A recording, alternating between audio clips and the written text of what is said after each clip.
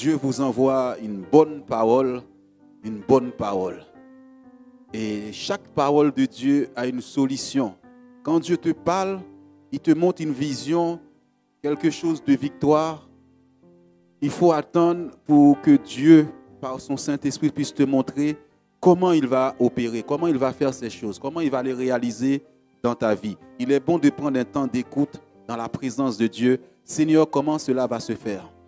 Ça va se passer pour que le Saint-Esprit puisse t'orienter dans la prière. Amen. Dieu est vivant, Dieu est réel. Seigneur, nous te bénissons ce matin, nous te rendons grâce parce que tu es Dieu, tu es Seigneur. Merci encore pour ta parole ce matin. Merci pour ton œuvre.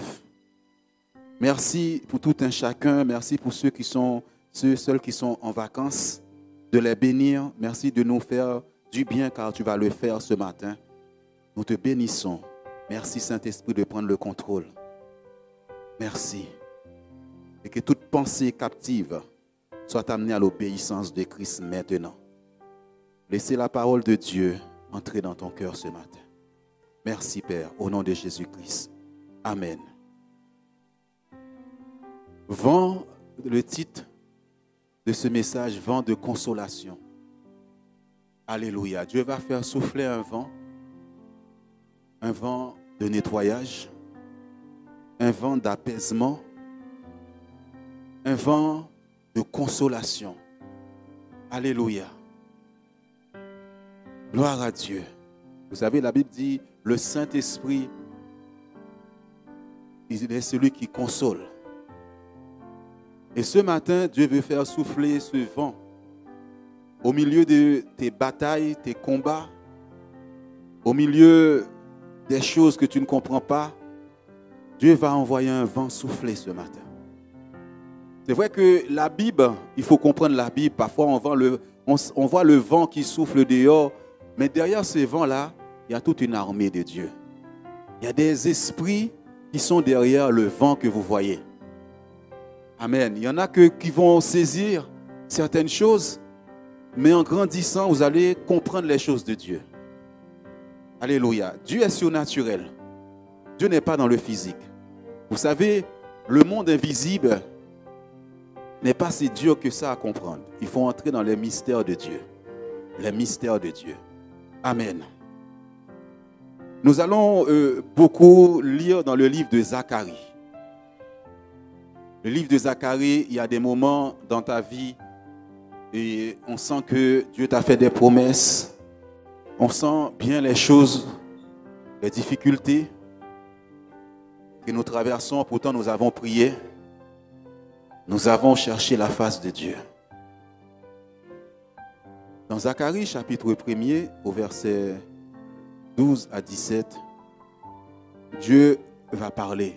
Nous voyons depuis quelque temps Dieu parle. Alors l'ange de l'Éternel prit la parole et dit : Éternel des armées, jusqu'à quand n'auras-tu pas compassion de Jérusalem et des villes de Juda, contre lesquelles tu es irrité depuis 70 ans ? L'Éternel répondit par de bonnes paroles, par des paroles de consolation, à l'ange qui parlait avec moi. Et l'ange qui parlait avec moi me dit : Crie et dis : Ainsi parle l'Éternel des armées. Je suis ému d'une grande jalousie pour Jérusalem et pour Sion. Et je suis saisi d'une grande irritation contre les nations orgueilleuses, car je n'étais que peu hérité, mais elles ont contribué au mal. C'est pourquoi, ainsi parle l'Éternel, je reviens à Jérusalem avec compassion, ma maison y sera rebâtie, et le cordeau sera étendu sur Jérusalem. Crie de nouveau et dis : Ainsi parle l'Éternel des armées, mes villes auront encore des biens en abondance. L'Éternel consolera encore Sion, il choisira encore Jérusalem. Alléluia. Gloire à Dieu. Vous savez, des fois, Dieu, dans certains passages, Dieu nous interpelle et Dieu nous parle. Vous voyez, quand il parle à l'ange, il dit : Crie de nouveau.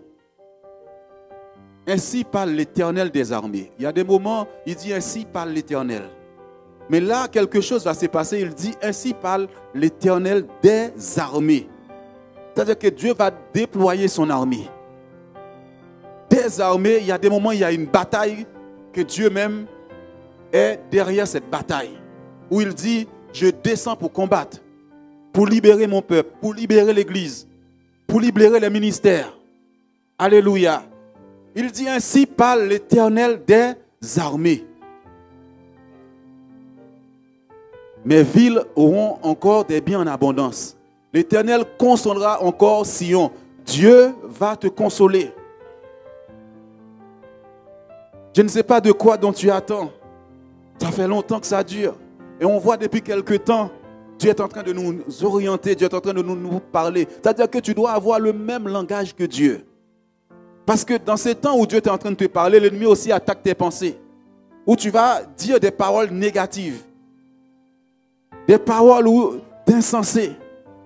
Parce que l'ennemi va te pousser à regarder la défaite. Alléluia. Dieu va te consoler. Gloire à Dieu. Gloire à Dieu. Merci Seigneur.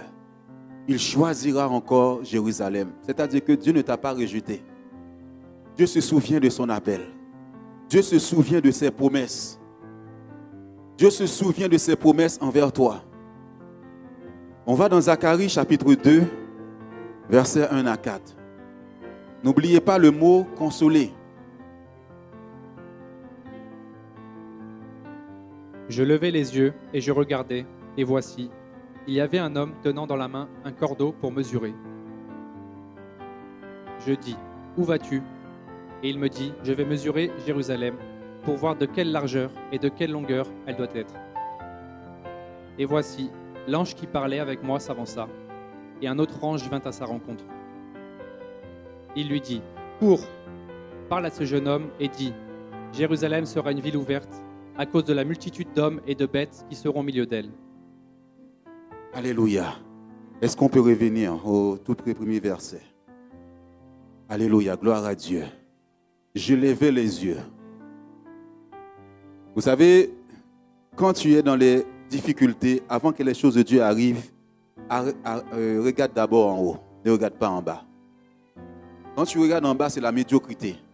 Quand tu regardes en bas, c'est les problèmes, c'est les difficultés. Mais quand tu regardes vers Dieu, c'est la solution, c'est la lumière. Quand tu regardes à ces choses-là, c'est la victoire. Quand tu lèves les yeux, tu regardes vers Dieu, tu ne peux pas voir l'échec, tu vois la réussite. Tu vois la victoire. C'est pourquoi tes yeux doivent être toujours en haut et non en bas. Tant que tu regardes les difficultés, les problèmes, tu vas compliquer ta vie. Et tu vas parler le langage que l'ennemi veut te donner. Tu verras toujours la défaite. Tu ne verras pas la solution de Dieu. Et maintenant, une fois les yeux étaient en haut sur celui qui est l'auteur de la foi, Jésus-Christ de Nazareth, la Bible nous dit, il y avait un homme qui tenait dans la main un cordeau pour mesurer. Alléluia. Il y a un ange que Dieu envoie ce matin pour élargir les choses dans ta vie, pour élargir les choses dans l'église, pour élargir le ministère de Dieu dans ta vie, les choses où tu étais limité, les choses où tu étais limité dans les problèmes, dans les difficultés. Faites attention mon frère, ma soeur.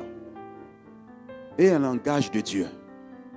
Vous voyez tout à l'heure, il dit, crie et parle. Quand tu es dans la prière, même s'il y a des difficultés, il y a des maladies dans le corps, dis, je suis guéri. Je suis béni de Dieu. Par ses meurtrissures, j'ai été guéri. J'ai la victoire. C'est ça la parole de Dieu. Je ne choue pas, j'avance. Il dit, crie ces choses dans la maison. Crie ces choses-là sous les enfants.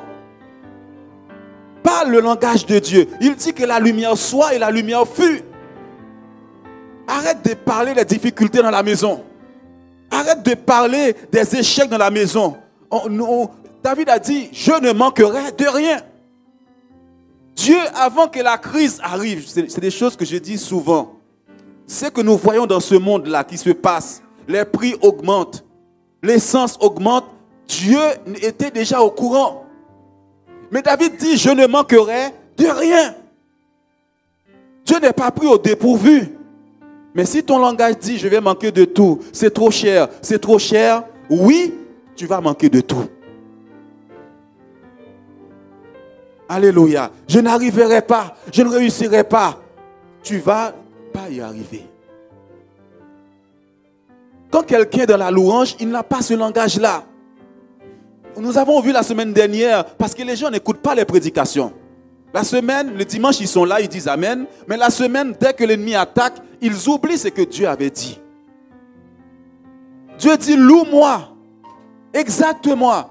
Mais tout de suite, au téléphone, tu dis des choses qui ne glorifient pas Dieu. Tu oublies déjà ce que Dieu avait dit. Alléluia. Moi, je suis un homme béni. La Bible dit, le juste vivra par la foi, par sa foi. Mon juste vivra par la foi. Mon juste avance par la foi et non pas par la vue. Pas ce que je vois, pas ce que j'entends, pas ce que l'ennemi me dit, mais ce que Dieu a dit. Dieu a dit, je me marierai, je me marie. Dieu a dit, je suis dans un temps, il va m'élargir, il va le faire. Dieu est fidèle.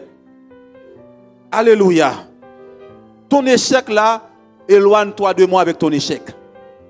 Il y a des moments, quelqu'un peut te parler, ce n'est pas Dieu qui te parle, ce n'est pas l'Esprit de Dieu qui parle à travers cette personne, c'est Satan lui-même. C'est pour ça c'est pour cela Jésus dit à Pierre, éloigne-toi de moi, Satan. Quand tu dis ça à quelqu'un, il va penser que tu es méchant. Non, tes pensées là ne sont pas des pensées de Dieu. Tes voix ne sont pas des voix de Dieu. Renouvelle tes pensées. Alléluia. Il envoie un ange pour dire la taille. Quand on dit la taille, c'est pour mesurer ton appartement, ta maison. Qu'est-ce que tu es en train de chercher avec Dieu? Qu'est-ce que tu es en train de chercher? Il envoie cet ange-là pour élargir les choses. Pour mesurer. Mesurer, c'est-à-dire que les bornes. Écarter les choses. Seigneur, écarte les choses dans ma vie. Un ange est avec toi. J'aimerais tellement des fois être avec des gens qui ont ce langage-là. Qui me parlent, je vois des langages de Dieu. Hier, j'ai appelé une soeur, je lui ai dit, écoute, Dieu a fini de parler, il t'a donné cet examen, il te l'a donné, c'est fini. Quels que soient tes rêves, quel que soit, tu as l'impression que tu as échoué, Dieu a parlé. Quand Dieu dit oui, oui c'est oui, non c'est non. Et c'est toi maintenant qui dis, écoute, les hommes ont dit ça, c'est que les hommes disent, c'est parce que Dieu dit. Je m'appelle un homme qui témoignait, je l'ai même expérimenté. J'ai expérimenté cela. Et ce pasteur avait dit à cette femme, tu es enceinte. Tu vas avoir un enfant. Mais cette femme, quelque temps après, elle a eu ce que vous savez. Elle s'est dit, mais si j'ai ça, je ne suis pas enceinte. Elle est retournée voir le pasteur. Le pasteur a dit, Dieu a dit oui, il a fini. Je ne regarde pas ce que je vois, je regarde à ce que Dieu dit. Et cette femme était enceinte. Quand Valérie est tombée enceinte, et il y a eu ce même problème. Mais je me suis rappelé que c'était la foi. Sur le chemin où elle va à l'hôpital, elle me dit oui, écoute, les choses sont arrivées. Je crois que j'ai fait un avortement. Je crois que je vois, excusez-moi du thème, le sang qui coule. Je dis alors. Le sang coulait alors. Dieu a dit tu es enceinte. Dieu m'a dit qu'on va avoir des jumeaux. Mon langage ne change pas. Et quand elle arrive à l'hôpital, les médecins ont dit, regardez, vous avez des jumeaux, madame. Dieu a parlé. Quand Dieu dit oui, personne ne peut dire non. C'est à toi de dire ça dans ta maison. La foi est une ferme assurance. La foi est une ferme assurance en Dieu. La foi est une ferme assurance en Dieu. L'ennemi vient te faire trembler et tu trembles avec des paroles négatives. La foi est une ferme assurance en Dieu. Tu ne manqueras de rien de ton mariage, mais dis-le. L'ennemi va envoyer la voiture tombe en panne. Ça tombe en panne. Tu dois dépenser ça. Est-ce que tu penses que Dieu n'est pas au courant? Mais dans ma maison, je vais glorifier Dieu. Seigneur, je vais me marier et j'aurai de l'argent dans mes mains. Tu es le Dieu d'abondance. Tu es le Dieu d'abondance. C'est ça la foi. Soyez comme des Daniel. Daniel dit, oh roi, même si tu me jettes dans la fosse au lion, mon Dieu est capable de me délivrer. Mon Dieu va me délivrer. Arrêtez tout le temps de subir les assauts de l'ennemi dans tes pensées. Parce que tu ne renouvelles pas tes pensées. Quand ces choses-là arrivent, Dieu t'a parlé, ou bien tu vas avoir un enfant, tu vas avoir une maison, tu vas avoir quelque chose, l'ennemi attaque tes pensées, écoute des messages sur la foi. C'est normal, toi tu fermes la Bible, tu pries pas, tu lis pas, tu n'écoutes pas des prédications que Dieu a données à l'église, et toi tu es en train de parler des raisonnements. Ce sont des raisonnements humains. Fais tomber tes raisonnements. La foi n'a rien à voir avec ta logique. La foi n'a rien à voir avec tes raisonnements. Comment je peux être malade? On dit que je vais être opéré.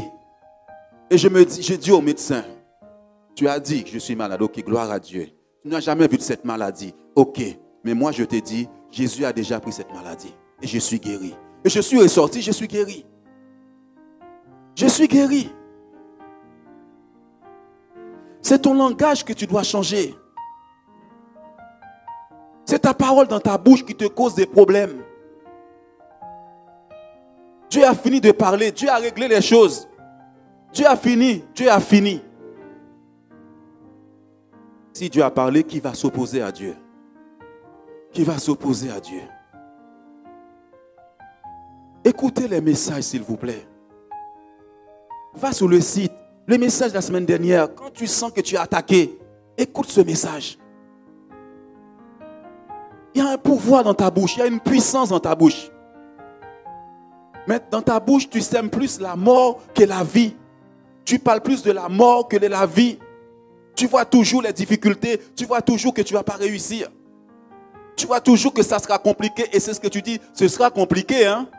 On a fini de prier et tu dis que ça sera compliqué, et puis ça sera compliqué. Ce n'est pas ça le langage de Dieu. Imagine quelqu'un, une femme qui vient de perdre son enfant. Il vient de perdre son enfant, on le croise dans la rue, il dit tout va bien. Il faut être insensé. La Bible dit la foi, tu ne peux pas comprendre la foi. La foi est une folie, la croix de Jésus-Christ, la prédication de la croix est une folie pour les païens. Tu ne peux pas comprendre quand quelqu'un est dans la foi, il opère dans la foi. Tu vas dire cette personne-là est folle. La prédication de la croix est une folie pour ceux qui ne connaissent pas Dieu. Mais pour nous, elle est la puissance de Dieu. Jésus a déjà tout accompli à la croix. Ce vent va souffler. Quand ça va mal, Liline, Dieu t'a parlé. Sœur Liline, va écouter les prédications de ce que Dieu dit dans l'église. Parce que l'ennemi va voler la bénédiction. Il va voler ce que Dieu a dit. Alléluia. Plus loin, dans le même chapitre, au verset 10 à 13. Pousse des cris d'allégresse et réjouis-toi, fille de Sion, car voici, je viens, et j'habiterai au milieu de toi, dit l'Éternel. Beaucoup de nations s'attacheront à l'Éternel en ce jour-là, et deviendront mon peuple. J'habiterai au milieu de toi, et tu sauras que l'Éternel des armées m'a envoyé vers toi. L'Éternel possédera Juda comme sa part dans la terre sainte, et il choisira encore Jérusalem. Gloire à toi. Peut-être, là il dit, continue à pousser des cris de joie. Je ne sais pas quels sont les rêves que tu as eus. Il y a des gens qui ont vu des choses sous cette église, qui ont fait des rêves. Zacharie 1er, verset 21. On va savoir, mais pourquoi tu es dans la désolation? Pourquoi Dieu doit te consoler? Parce qu'il y a un ennemi. Un ennemi qui est derrière tout ça. Derrière ces attaques-là. C'est pour cela que Dieu va déployer son armée. Je dis, que viennent-ils faire? Et il dit, ce sont les cornes qui ont dispersé Juda, tellement que nul ne lève la tête, et ces forgerons sont venus pour les effrayer, et pour abattre les cornes des nations qui ont levé la corne contre le pays de Juda, afin d'en disperser les habitants. Alléluia. Il y a des cornes. Et les cornes, vous savez ce que ça symbolise. Quand vous voyez les cornes dans la Bible, ça symbolise la puissance. Il y a des cornes qui se sont levées. Et quand on dit des cornes, on voit l'est, l'ouest, nord et sud. Ils se sont levés pour disperser, pour détruire ta vie, pour détruire l'église, pour détruire tous les domaines de ta vie. Quand on pense aux 4 cônes, on va penser aussi aux 4 vents. Là, je ne rentrerai pas dans cette étude, j'ai enseigné sur les vents. 4 cônes qui se sont levés. J'ai dit, que viennent-ils faire? Il dit, ce sont les cônes qui ont dispersé Judas, tes bénédictions, les promesses de Dieu dans ta vie. Tellement que nul ne lève la tête. Tu marches dans la désolation, dans le désespoir, dans le découragement, tout le jour de ta vie. Quand quelqu'un marche la tête baissée, il ne sait pas où il va. Parce que vous savez, parfois autour de la famille, il y a des gens méchants. Des gens terribles qui ne veulent pas que tu réussisses. Qui ne veulent pas que tu ailles plus loin que ça, même dans tes études, dans tout ce que tu fais, dans ton travail, dans ta vie. Les 4 cônes se sont levés. 4 cônes terribles. Des esprits méchants. Des esprits terribles. Et maintenant, si vous lisez bien le livre de Zacharie, Dieu va dire maintenant, et ces forgerons, c'est-à-dire que ça c'est l'armée de Dieu. On a vu les armées de Dieu sont venus pour les effrayer. Et pour abattre ces cônes-là qui étaient là contre toi, contre l'église, contre ton ministère, contre ta famille. Des nations qui ont levé la cône contre le pays de Juda. Nous savons que nous sommes de la tribu de Juda, le peuple qui appartient à Dieu. Dieu dit qu'il va abattre ces cônes sataniques. Dieu va abattre ces cônes-là qui se sont levés contre toi. Les cônes, vous voyez souvent, en général on parle des bœufs là, ils ont des cônes terribles, c'est la puissance. Ils ont fait des sacrifices. Il y en a qui ont fait des sacrifices humains. Quand on va chez les sorciers, ils font des sacrifices pour bloquer la vie des gens. Et Dieu dit qu'il va abattre ces cônes ce matin.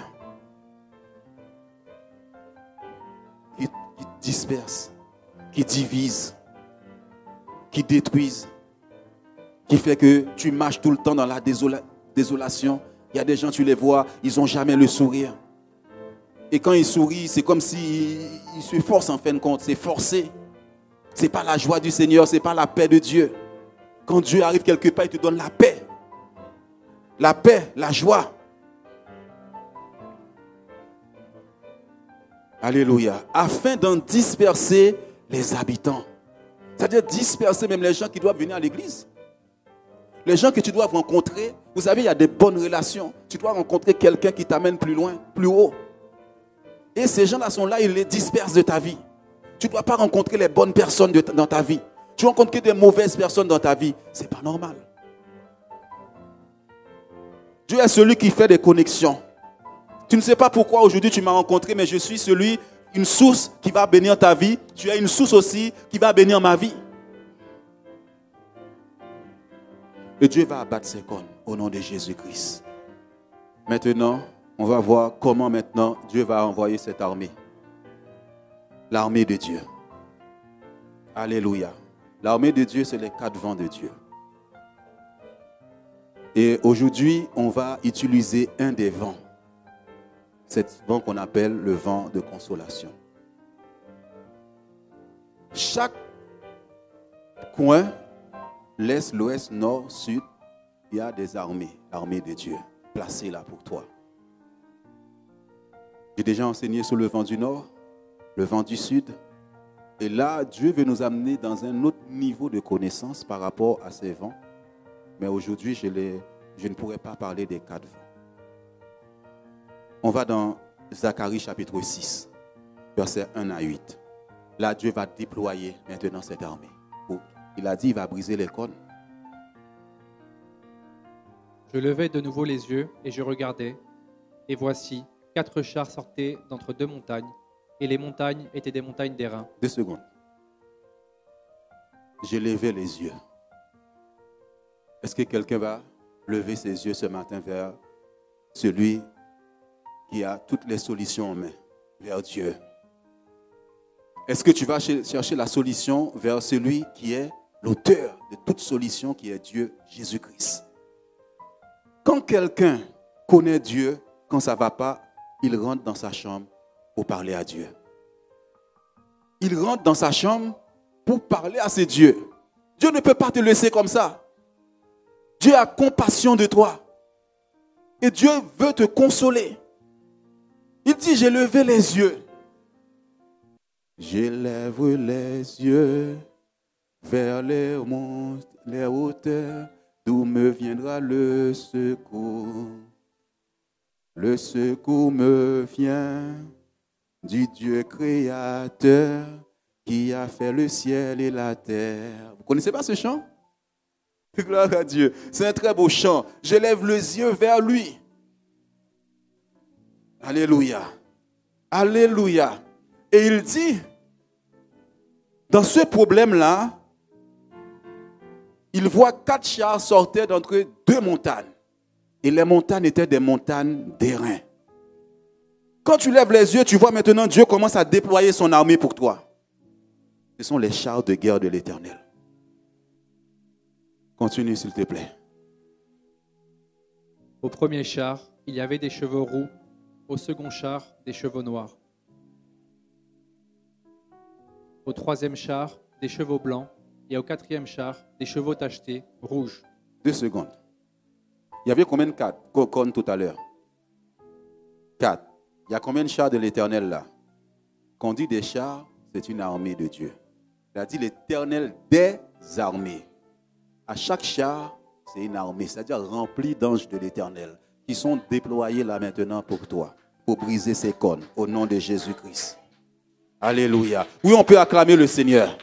On peut acclamer le Seigneur. On peut acclamer le Seigneur. Gloire à Dieu. Le 3e char des chevaux blancs et au 4e char des chevaux tachetés rouges. Ils vont chaque char va dans une direction. On peut continuer, s'il te plaît. Je pris la parole et je dis à l'ange qui parlait avec moi, « Qu'est-ce, mon Seigneur ?» L'ange me répondit, « Ce sont les 4 vents des cieux. » T'entends? Les 4 vents des cieux. Oui.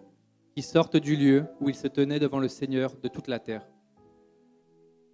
Les chevaux noirs, attelés à l'un des chars, se dirigent vers le pays du septentrion, et les blancs vont après eux. Les tachetés se dirigent vers le pays du midi. Les rouges sortent et demandent à aller parcourir la terre. L'ange leur dit, « Allez, parcourez la terre. » Et ils parcoururent la terre. Alléluia. Il m'appela et il me dit, « Vois, ceux qui se dirigent vers le pays du septentrion font reposer ma colère sur le pays du septentrion. » Alléluia. Dieu va faire reposer sa colère contre le septentrion, Babylone. Babylone. Un jour, on aura le temps d'enseigner sur ça. Maintenant, une autre dimension du vent du Nord concernant le Nord. Dieu dit, il fait reposer sa colère là. Dans les 4 directions, Dieu déploie cette armée. On a vu toutes les paroles de Dieu tout à l'heure. De consolation, de compassion. Alléluia. Sur le pays du septentrion, il y a quelque chose que j'aimerais vous donner aujourd'hui. Vous pouvez le faire chez vous. Je vous le donne là ce matin. Quand tu rentres dans ta maison, je vais donner à quelques personnes sans l'enseignement. Et là, il faut que je vous donnerai pas l'enseignement quand vous vous placez dans les 4 points de ta maison. Les 4 points de ta maison où l'ennemi ne peut plus entrer. Que leurs bras soient brisés là. Alléluia. Je vous donnerai quelques enseignements sur ça. Alléluia. Les personnes qui sont souvent combattues. Qu'est-ce qui se passe là aux 4 points cardinaux? Dieu va déployer son armée. Il y a des anges qui se sont, Dieu te les a donnés, sœur Brigitte. Il y a des choses que je vais dire tout à l'heure, la prière, ça te concerne. Tout à l'heure, quand je vais les expliquer. Sur le vent de consolation. Fais bien attention quand je vais parler de ça. Si j'oublie, au moins, toi, tu sais ce que je suis en train de dire. Alléluia. On a vu tous ces chars déployés maintenant. Ils sont déployés dans les 4 points cardinaux de Sarcelles. La ville là où tu es. Les 4 points cardinaux là où Dieu t'a donné. Alléluia. De ta maison. Merci Seigneur. On va dans Exode chapitre 29, verset 12. On va voir comment Jésus a réglé ce problème des cornes. Jésus l'a résolu. Jésus a résolu les problèmes des cônes que vous voyez. Ils se sont levés, qui dispersaient, qui volaient, qui détruisaient. Jésus l'a réglé. Et on a commencé à voir ça sur Moïse, dans le tabernacle de Moïse. S'il te plaît. Tu prendras du sang du taureau, tu en mettras avec ton doigt sur les cornes de l'autel, et tu répandras tout le sang au pied de l'autel. Alléluia. Regardez, dans le tabernacle, Dieu prépare quelque chose déjà. C'est le sacrifice pour le pardon. C'est le sacrifice du rachat. De toute ta famille. Tous les peuples, toutes les tribus. Ça, on parle ces quatre cônes-là, on applique le sang. On applique le sang sur les quatre cônes pour montrer l'œuvre achevée de Jésus-Christ pour l'humanité. Pour l'humanité, pour ta vie. Est-ce que tu comprends quand tu lis ça, pourquoi il va mettre le sang sur les quatre cônes? On a vu que l'ennemi aussi a quatre cônes. Est-ce que vous suivez? Dans le tabernacle aussi, on utilise quatre cônes. Et nous savons que Moïse était l'homme des choses à venir. Dieu est en train de préparer l'agneau de Dieu, l'agneau immolé. Quel que soit le sacrifice qui a été fait à l'est, à l'ouest, au nord, au sud contre toi, ces sacrifices ne peuvent pas être à la hauteur du sacrifice de Jésus-Christ. Ce sacrifice pour le monde, ce sacrifice pour ta famille, pour toi et moi. Aucun sacrifice ne peut égaler aux quatre points cardinaux de la ville de Sarcelles le sacrifice de Jésus-Christ. On peut aller tuer des bœufs, on peut aller donner même des humains pour que toi, ta vie soit bloquée. Aucun ne peut faire face au sacrifice de Jésus-Christ. Et Dieu a agréé le sacrifice de Jésus-Christ pour toi et moi, pour son Église. Ce sang a commencé à être appliqué sur les quatre cônes. Est-ce que quelqu'un suit là? C'est-à-dire que quand je vais me placer dans ma maison, je vais parler aux quatre coins. Et j'ai dit, quelle que soit la cône qui s'était levée, par laquelle l'ennemi pouvait entrer, soit brisée maintenant. Que Dieu active ses anges en ma faveur maintenant. On a vu qu'il y a quatre chars aussi de Dieu. Une armée qui combat pour toi. Mais sauf que tu ne leur as jamais parlé. Aujourd'hui, on va parler. Alléluia. Gloire à Dieu. On va voir maintenant, Moïse l'a fait, les quatre cônes. On va voir maintenant le résultat de ce que Christ a fait. Parce que Jésus l'a fait aussi. Pour toi et moi. Tout c'est l'enseignement, la connaissance. Apocalypse chapitre 9, verset 13. Le sixième ange sonna de la trompette, et j'entendis une voix venant des quatre cornes de l'autel d'or qui est devant Dieu. Amen. Il y a une voix qui parle. Elle vient d'où? Le sixième ange sonna de la trompette et j'ai entendu une voix venant d'où? Voilà les quatre cônes. On a vu il y avait quatre cônes qui se sont levés contre toi. Et Dieu a dit il va briser ces cônes-là. Et il y a un sacrifice qui a été fait par Jésus-Christ. Tout est accompli. Ces cônes ne peuvent plus d'exister devant toi. Et j'ai entendu une voix venant des quatre cônes de l'autel d'or qui est devant Dieu. Et qu'est-ce qu'il dit? Et disant au sixième ange qui avait la trompette, délie les quatre anges qui sont liés sur le grand fleuve d'Euphrate. Et les quatre anges qui étaient prêts pour l'heure, le jour, le mois et l'année, furent déliés afin qu'ils tuassent le tiers des hommes. Alléluia. Les quatre vents des cieux. On les appelle les vents de Dieu. Il y a 2000 ans, Jésus l'a fait. Il y a 2000 ans. Alléluia. C'est pour cela, j'encourage les gens. Là, tu entends des paroles. Depuis qu'un jour Dieu nous parle. Quand les moments difficiles arrivent dans la semaine, l'ennemi attaque tes pensées, va écouter une des prédications. Pour que tu restes dans la foi. Pour que la pluie puisse venir. Quand Dieu a dit à Élie, la pluie va venir, qu'est-ce qu'il fait? Il met sa tête entre ses genoux et il ne regarde pas le ciel. Parce que si tu regardes trop le ciel qui est bleu, tu vas dire la pluie ne va jamais venir. Alors que Dieu te dit la pluie va venir, ma bénédiction va venir. Mais si tu regardes trop les difficultés, les problèmes, tu vas trop confesser que ça ne va pas arriver. Tu te concentres parce que ta bouche annule les choses de Dieu. La vie et la mort sont au pouvoir de la langue. Tu dis trop de mauvaises choses avec ta bouche. Tu annules les bénédictions. Élie se met entre ses genoux. Il dit, je vois la pluie qui vient. Je vois la bénédiction de l'Éternel qui vient. Dis à quelqu'un, je vois la pluie qui vient. Je vois la bénédiction de l'Éternel qui vient. Dieu est en train de te parler. Dieu, il y a quelqu'un qui m'a dit, il a entendu une voix qui m'a dit ça. Mais je suis sûr, elle a déjà oublié que Dieu lui a déjà donné. Hier, je suis passé vers le quartier de cette personne. J'ai dit, oh Seigneur, il est temps que cette personne parte de là.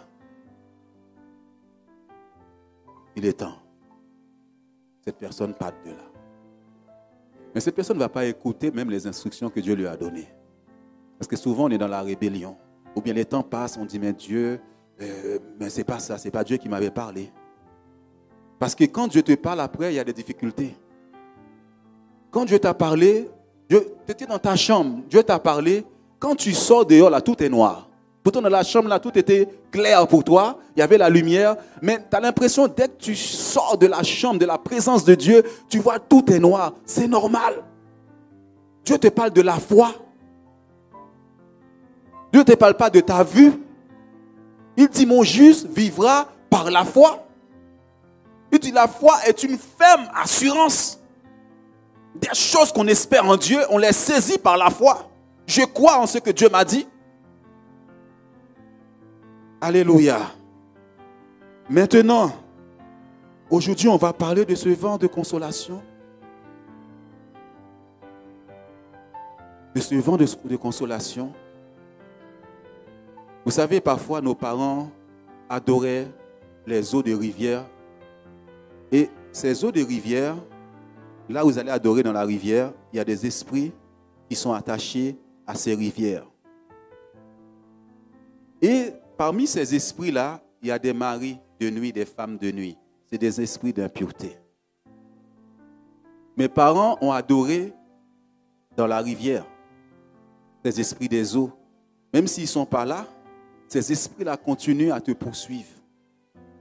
Ils ont fait des sacrifices là, en livrant même leurs enfants à ces esprits des eaux. Parfois, c'est la mer. Et quand on dit esprit des eaux, vous voyez dans l'Apocalypse, quand la femme a voulu frapper Jésus, la Bible dit qu'il a lancé un fleuve. Vous connaissez ce passage. Est-ce que quelqu'un peut le prendre? Apocalypse chapitre 12. Le fleuve. Et là, ta vie est tout le temps inondée. Ta vie est tout le temps inondée. Ta vie, c'est comme si tu as l'impression que ces esprits des eaux, tu ne dois pas te marier. Il y a ces eaux de querelle. Tout le temps, des divisions.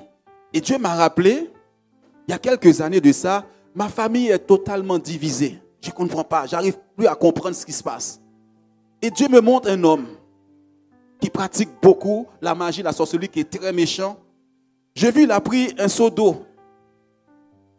Il y avait les personnes de ma famille, moi j'étais là, mais ils ne pouvaient pas venir vers moi. Il a lancé un seau d'eau, l'eau comme ça. Et ces personnes ne peuvent pas venir. Division, querelle, il y a des choses que tu dois avoir dans ta vie, ces eaux t'empêchent de les avoir. Tu es sous ton lieu de travail, tu n'as pas de repos, il y a ces eaux qui te poursuivent. Quand on dit des eaux, il y a des esprits, il y a l'ange des eaux. Regardez, 12, 15. Et de sa bouche, le serpent lança de l'eau comme un fleuve derrière la femme, afin de l'entraîner par le fleuve. Où est-ce que l'ennemi est en train de t'entraîner dans le fleuve? Si tes parents ont adoré le fleuve, si tes parents pratiquaient la magie là, parfois c'est ta vie même, ils ont dédié la vie de leurs enfants à ces fleuves là, ces fleuves d'eau, ces rivières, toutes ces choses. Et tu continues à voir tout le temps ces eaux qui te poursuivent. Nous ne sommes pas faits pour vivre dans l'eau. L'homme est fait pour vivre sur la terre. Quand il y a eu l'âge de Noé, Noé est resté sous l'eau, mais il fallait que Dieu fasse quelque chose pour enlever ces eaux. Pour enlever tous ces eaux autour de toi, Tous ces eaux, même qui sont des maris de nuit, des femmes de nuit, qui viennent de la rivière, qui viennent des eaux. N'oubliez pas que Pharaon allait adorer le fleuve. Et dans le fleuve, il y avait un crocodile. Il avait livré le peuple de Dieu à ce fleuve-là. Et souvent, ta vie est inondée. Dieu va faire souffler ce vent-là. Vent de consolation. Ces eaux t'empêchent de te marier. Ces eaux t'empêchent d'avoir un travail normal. Ou bien dans ce travail, tu n'es pas tranquille. Tu n'es pas bien. Dans la famille, tu n'es pas bien. Où sont ces eaux qui dispersent toutes tes bénédictions, toutes tes grâces sur ta vie? Ces eaux sataniques, ces fleuves ramènent des mauvaises personnes dans ta vie, pas les bonnes personnes. Tu peux rencontrer un mari, ce n'est pas le bon mari, il détruit ta vie. Dieu va faire souffler ces eaux. Il va faire souffler le vent. Est-ce que vous savez que quand Moïse avait utilisé le vent de l'Est pour amener les sauterelles sous la maison de Pharaon et ses serviteurs, à quel vent, quand Pharaon se repentit, quel vent que Dieu a envoyé pour enlever les sauterelles? Est-ce que vous vous rappelez cette étude? Quel vent que Dieu a envoyé quand Pharaon a demandé pardon? Il y avait les sauterelles dans sa maison. Il a demandé pardon. Dieu maintenant a dit à Moïse, appelle un vent qui va enlever toutes les sauterelles. Vent de l'Ouest. Le vent de l'Ouest va souffler dans cette salle. Il va souffler pour toi.